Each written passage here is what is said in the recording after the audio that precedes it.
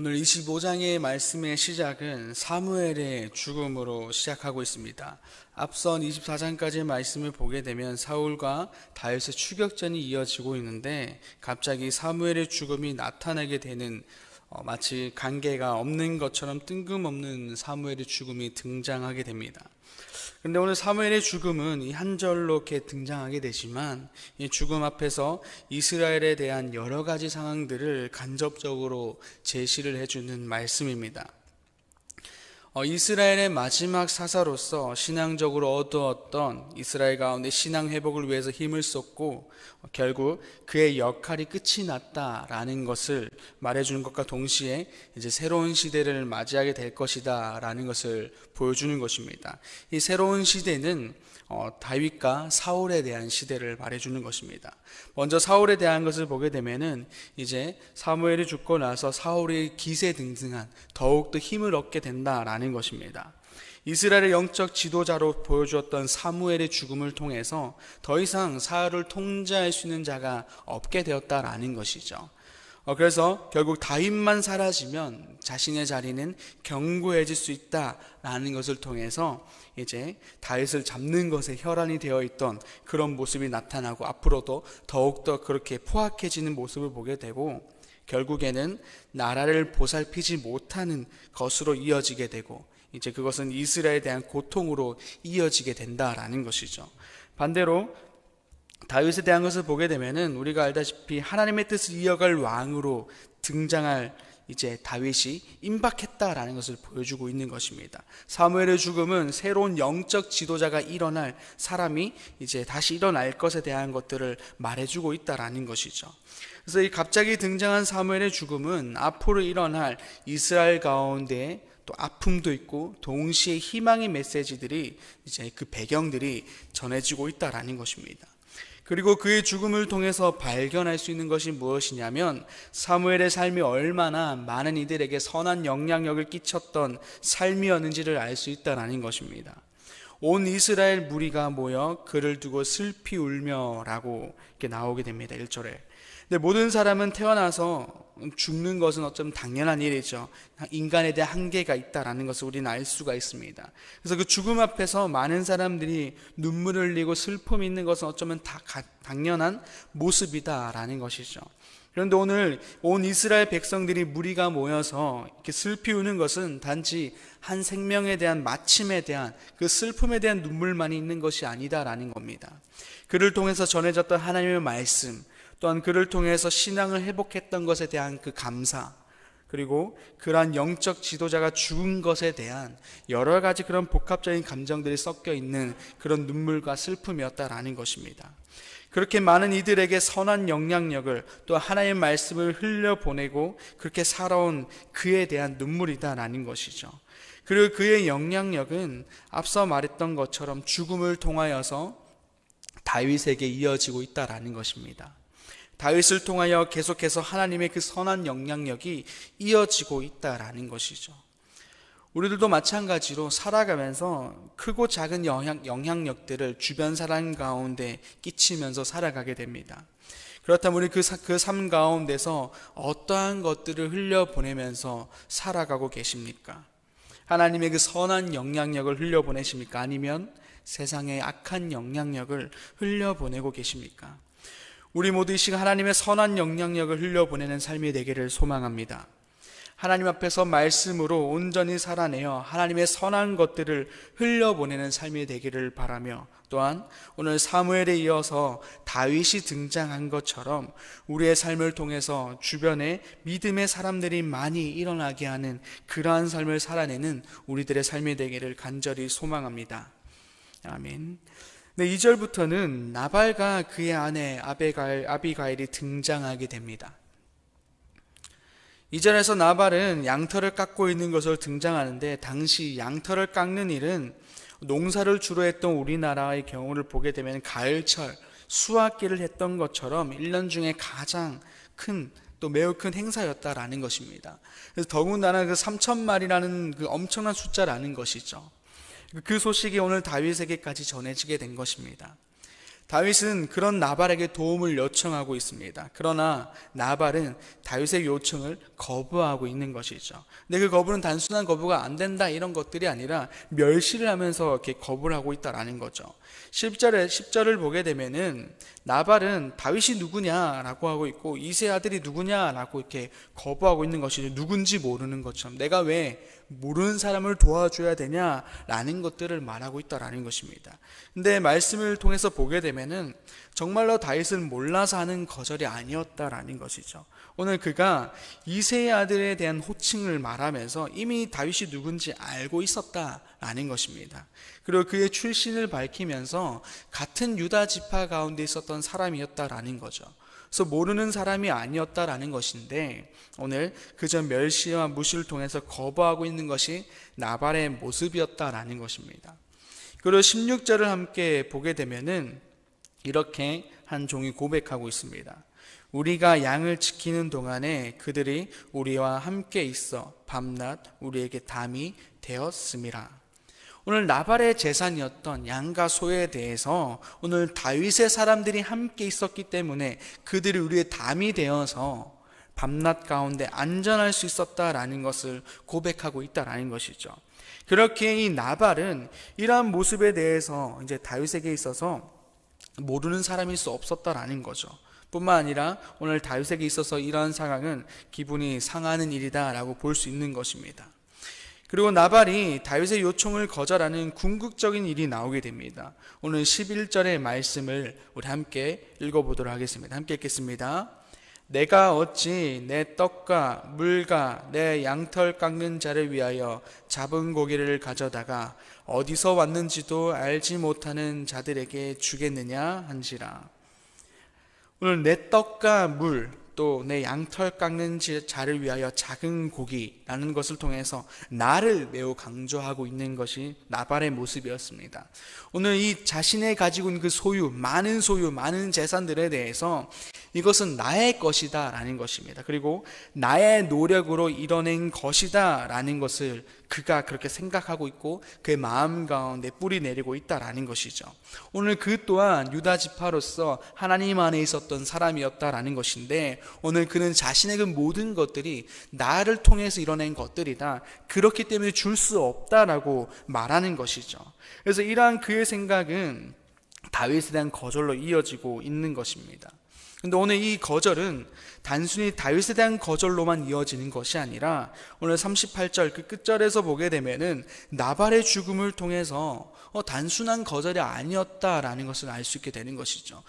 그냥 도움을 거절했는데 죽었다, 그의 악행이었다 라는 것을 말하는 것이 아니라 더 궁극적인 커다란 의미가 있다라는 것입니다. 다윗은 하나님의 부르심을 받아서 새롭게 세워질 왕이 되고 또한 백성을 다스리고 하나님을 통치할 사람으로 부르심을 받았고 오늘 그가 그 쓰임 가운데 사용되어지기 위해서 오늘 사울 가운데 쫓기는 상황이었습니다. 그래서 오늘 다윗의 요청은 도망다니는 신세들로 인해서 힘듦에 대한 요청, 자신과 함께하는 이들에 대한 그 배고픔에 대한 것들에 대한 그 요청도 있었지만 결국에는 그 요청에 대한 것들은 다윗이 하나님의 길을 걸어가기 위한 수단이 된다라는 것이죠. 그런 요청이었다라는 것이죠. 그래서 나발은 그것을 거절한 것입니다. 그냥 단순히 그들에 대한 요청에 대한 거절만이 아니라 다윗이 걸어갈 길에 대한 거절, 하나님 뜻을 행할 수 없게 하는 그런 거절이었다라는 것이죠. 그래서 그는 하나님 뜻을 이루지 못하는 방해되는 것들로 거절하는 것이었다라는 것입니다. 그래서 그 거절은 자신의 모든 것이 하나님께로부터 온 것이 아니다라는 또 자신의 노력에 대한 소득이다라는 것과 함께 하나님 앞에서 교만함이 함께 포함되어 있는 거절이었다라는 것입니다. 그래서 오늘 나발을 통해서 우리에게 주어지는 말씀은 교만하지 말 것에 대한 것을 경고하고 있는 것입니다. 자신의 소유, 자신이 이뤄낸 것이 다 나의 능력과 노력에서 얻어낸 것이 아니라 하나님께 주신 것이다 라는 것과 또한 나의 능력과 나의 그 노력 또한 하나님으로부터 주어진 것이다 라는 것을 알아야 한다라는 것입니다. 그래서 이러한 교만은 나발을 통해서 나오듯 하나님의 일하심을 발견하지 못하게 됩니다. 내 삶에 일하시는 그 하나님을 발견하지 못하며 은혜 또한 발견하지 못하게 되는 것입니다. 결국 이것은 하나님의 일을 방해하는 것으로 이어지게 되는 것이죠. 하나님의 일이 어떤 것인지 발견하지 못하니까 다윗의 요청을 거부하는 것이 하나님의 일을 방해하는 것이 되었다라는 겁니다. 결국 그는 하나님 앞에서 죽음이라는 심판을 받게 되는 것이고, 그만큼 하나님 앞에서 온전하지 못한 삶, 죄악으로 이어진 삶이 되었다라는 것입니다. 바로 교만 때문에라는 것이죠. 이 시간 우리의 삶이 하나님 앞에서 엎드려지고 겸손해지기를 소망합니다.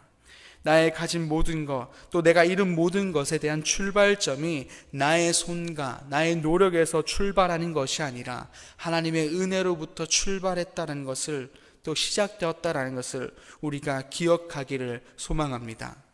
그렇게 해서 날마다 하나님의 은혜를 경험하며 내 삶에 일하시는 하나님을 발견함으로 말미암아 하나님의 일을 위해, 또 하나님의 뜻을 위해 참여하여 살아가는 우리의 삶이 되기를 소망합니다.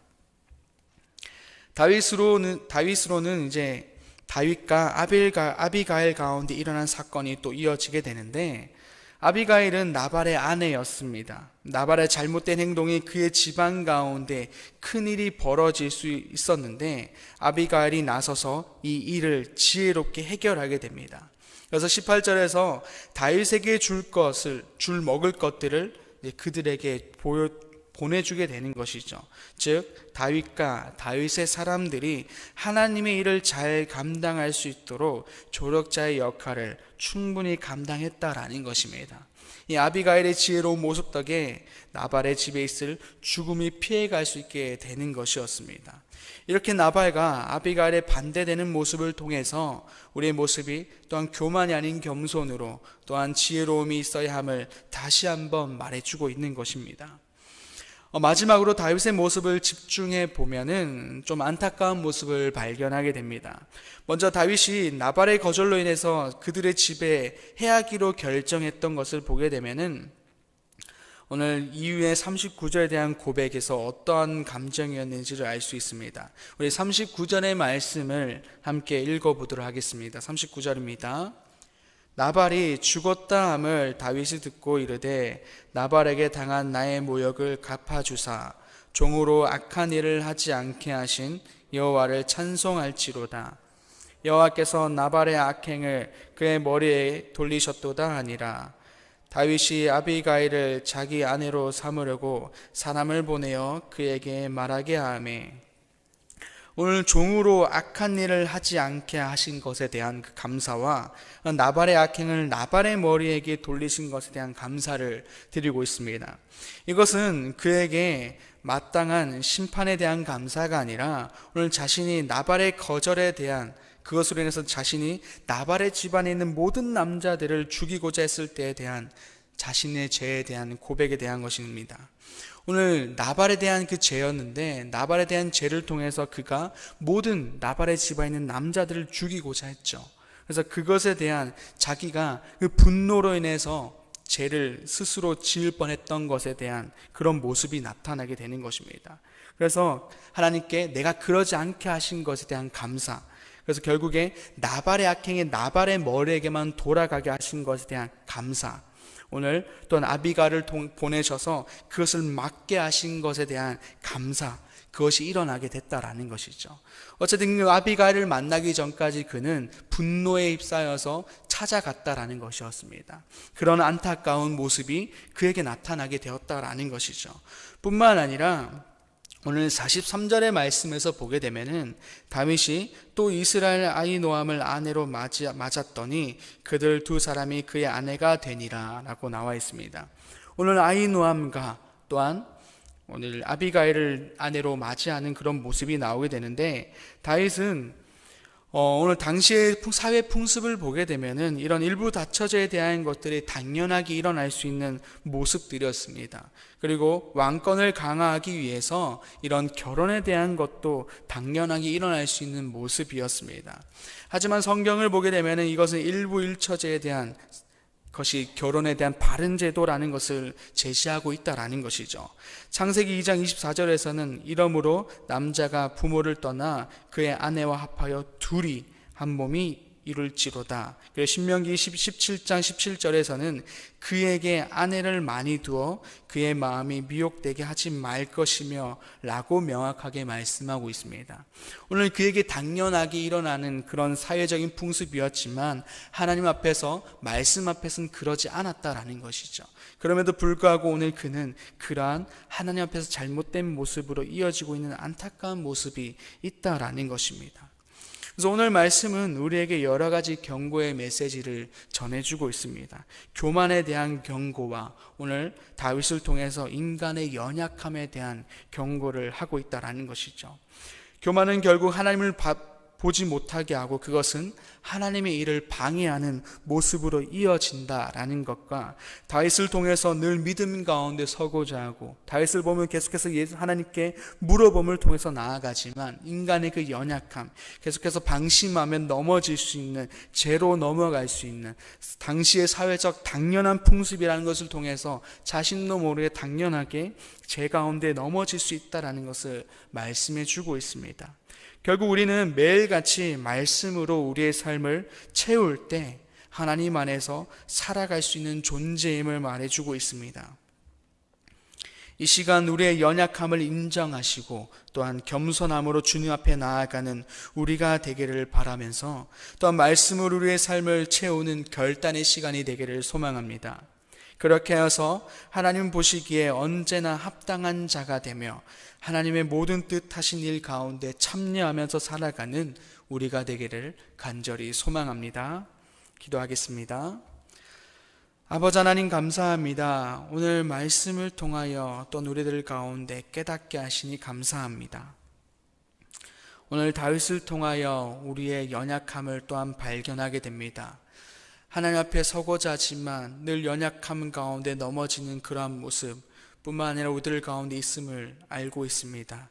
주님, 우리를 또한 이 사회적인 당연함 가운데, 그것 가운데 넘어지는 것이 아니라 말씀을 내 삶 가운데 채우게 하셔서, 말씀이 중심되어서 세상을 바라보게 하셔서 세상 가운데 넘어지지 않는, 그 당연함 가운데 넘어지지 않는 우리가 되게 하여 주시옵소서.